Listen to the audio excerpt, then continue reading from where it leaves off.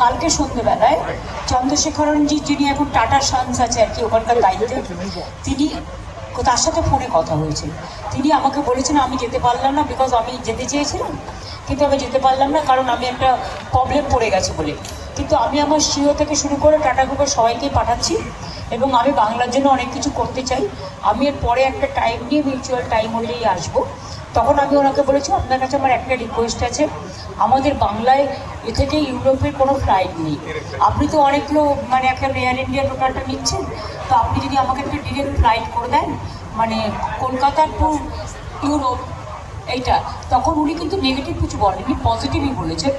এবং ওদের মনে হয় ফ্লাইট এখন ওরা মানে প্রসেসে আছে, কাজেই আমার মনে হয় না যে হবে না। রিকোয়েস্টটা রাখবেন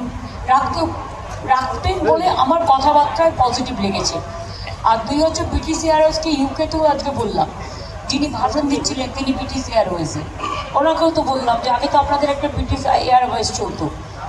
তারপরে জার্মানির সাথে দেখা হলো, তাদেরও বললাম আপনাদের আগে লুফথানসা চলতো, আমরা আসার আগে উঠে গেছে। সুতরাং সবার যাকে যতটুকু পেরেছি বলার বলেছি। 1 লক্ষ কর্মসংস্থান দেউচা